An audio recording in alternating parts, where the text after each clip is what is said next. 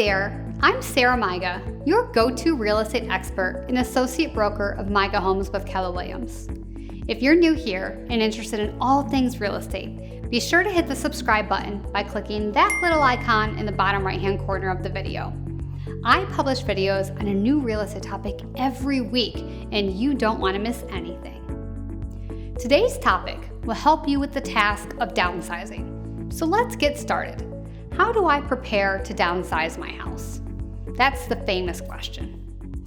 Now, the task of downsizing is no easy feat, but with the right preparation, plan, and resources, it can be managed and done with little to no stress. But first, let's walk through a typical scenario that I see when someone is generally considering downsizing. You own a large home with many bedrooms and a huge finished basement space. The amount of work both inside and outside of the home is overwhelming to you. The kids no longer live at the house, so you've managed to fill their rooms with extra storage or items you've accumulated over the years. Some of it you have no idea what's inside, and you don't even want to think about it because it feels daunting. You are certain that you no longer need the space and the upkeep is too much. So after much deliberation and frustration, you decide it's time to move to a smaller house or condo. That is when the panic sets in. You look around at all your belongings that have accumulated over the years and don't even know where to begin. If you can relate to the story above, it's okay. Take a deep breath and relax. I can help you make the task of downsizing more manageable for you. So, how do you prepare to downsize? Here it is in 8 easy steps. Step 1, start early. This means it's okay to give yourself plenty of time for this process because it will inevitably take longer than you expect.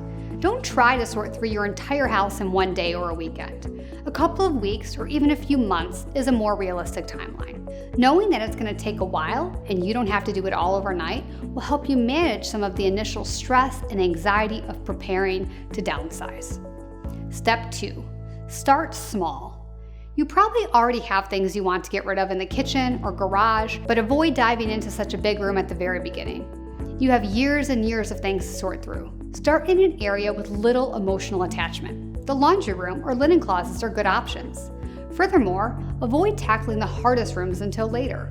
Garages, attics, and basements tend to accumulate all the old hobbies, boxes, decorations, and excess clutter.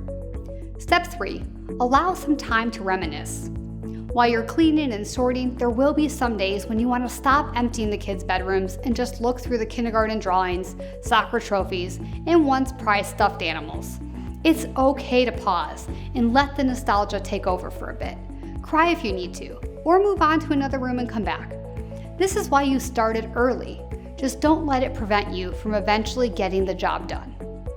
Step 4, eliminate rooms you will not have in your new home. If you're moving to a new home that will not have a room or space that you're currently using, then the goal is to eliminate all of the items in that room before moving so that you don't have to store it in the new home. An example of a room might be a formal dining space, a home office, extra guest bedrooms, a home gym, or a second kitchen. Nearly everything in these spaces will need to be sold, donated, tossed, or relocated to other rooms. These areas might also be good items for consignment or garage sales. Step 5, get rid of duplicates. You'll find this is especially true in your kitchen. You have 2 or 3 spatulas and ladles, a couple of oversized stock pots, and 4 different sized cooking sheets. Now, the time to reduce the clutter.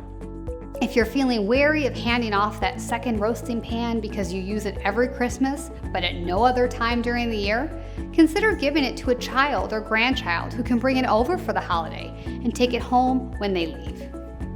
Step 6, only make yes or no piles, no babies.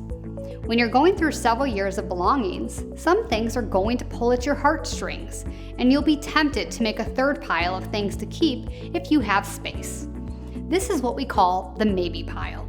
Well, don't fall for it. Your maybe pile will end up much bigger than your yes or no pile. When that happens, you haven't really made any progress in sorting, just moved items across the room. Use this simple rule of thumb. If you use the item regularly, keep it.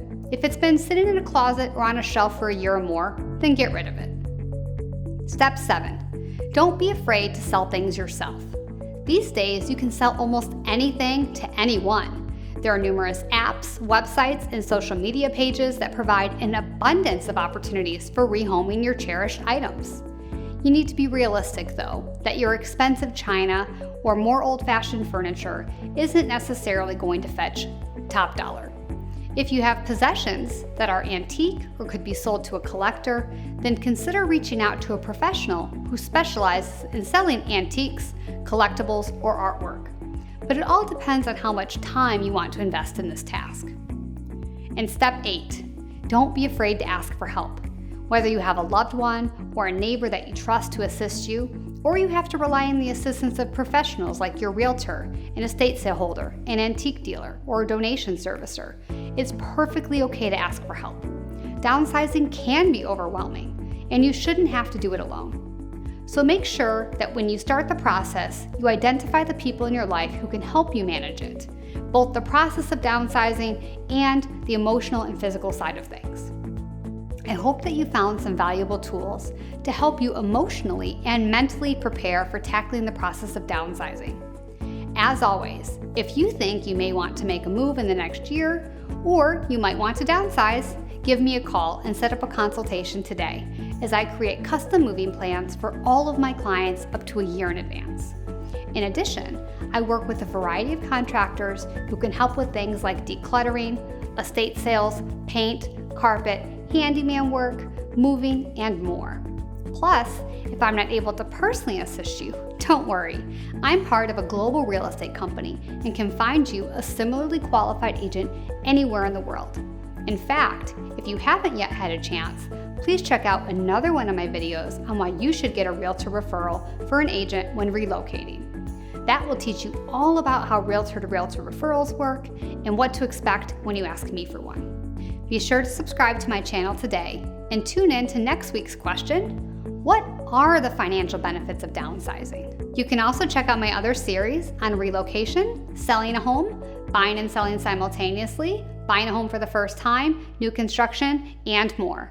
Thank you so much for watching. I'll see you next time.